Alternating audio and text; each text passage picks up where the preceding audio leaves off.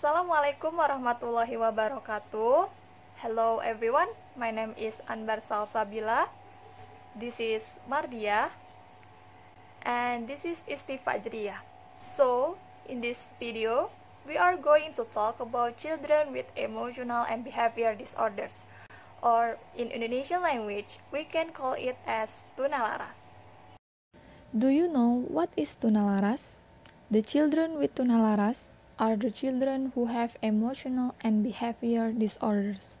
So, they cannot socialize properly, have behaviors or feelings that are out of bounds, unable to learn, and so on.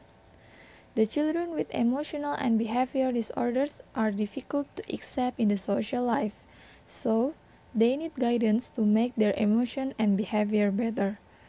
For children with chronic emotional and behavioral disorders, they need more serious guidance. Based on the history, 2 centuries ago, children with emotional and behavior disorders were believed to be possessed by the devil or insane or mentally deficient. That is because they show uncontrolled emotions and behavior, and even sometimes can hurt people around them. The professionals who dealt with them were largely physicians or clergy. If they were possessed, it was up to the holy men to cure them. After World War II, the responsibility for such children gradually shifted from the medical or mental health professionals to educators. The schools assumed greater responsibility for their treatment, and the treatment became increasingly behavioral and educational.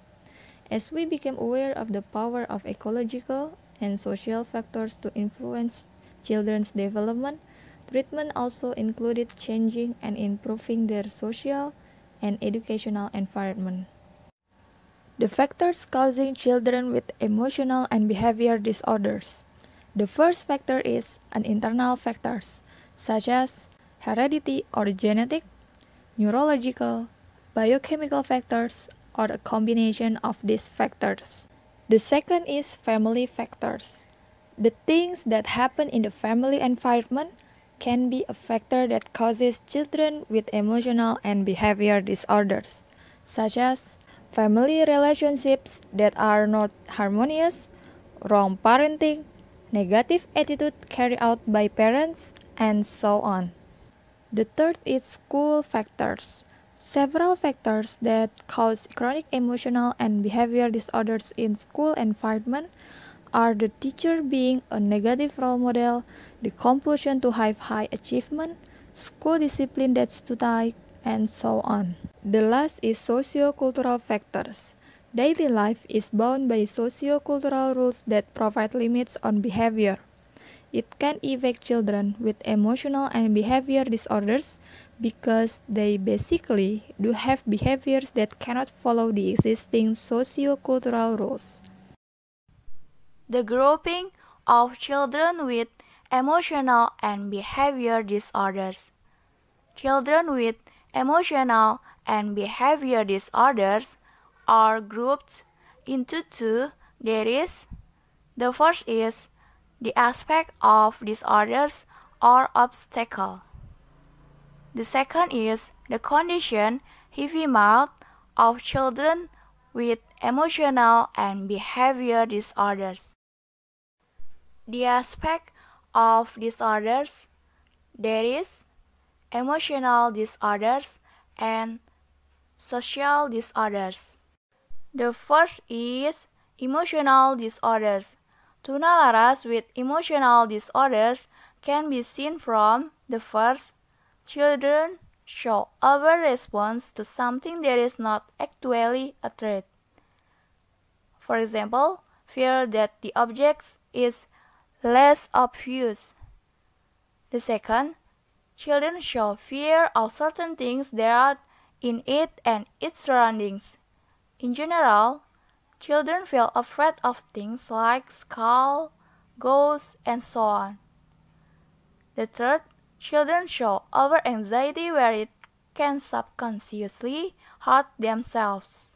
For example, movements in the mouth such as suck fingers, stuck at the tongue, bite fingers, and so on. The fourth, children show anger and sadness with an unnatural portion, and the last, using the surrounding objects to do damage to the object. The second is social disorders. The following are the characteristics of tunalaras with social disorders. The first, children feel it hard to interact with peers, parents, teachers, and the society. The second is damaging the property of others. For example, children damage toys that belong to their friends and damage the objects of others. The third is speak in an inappropriate language. The fourth is children show aggressive behavior such as hit others when angry and encourage of others. And the last, difficult to accept advice. The condition heavy mouth of children with emotional and behavior disorders. The basis for assessing heavy mouth of children with emotional and behavior disorders is the first, the higher the emotional disorders, the more heavy negative behavior.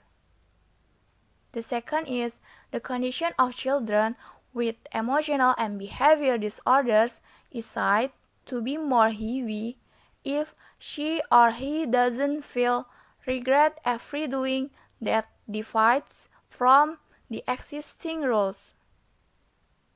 The third is the condition of children with emotional and behavior disorders can be said to be heavy if delinquency is committed in a wider scope. The fourth is the more heavy condition of children with emotional and behavior disorders marked by the more difficult the child is directed to behave well, and the last, the more characteristics that arise, the more heavy children with condition. The technique for knowing children with emotional and behavioral disorders. The first is psychological tests. Psychological testing is conducted to determine social maturity and emotional disturbances. This test is made and provided by a psychologist. The second is projective tests. Projective tests are tests that reveal the psychological aspect of a person, where individuals project themselves in an object. This test requires a tool to reveal what is in the subconscious. The tool in the form of cards and paper. The third is sociometry. Sociometry is a technique for collecting data about an individual's social relation with other individuals, the structure of an individual's relationship, and the direction of his social relation within a group. The fourth is identifying behavior. Identify the behavior of a child with other children who are racing against the characteristic of children with emotional and behavioral disorders. The fifth, make a consultation for a child to the psychologist. And the last one, get the child checked by a psychiatrist.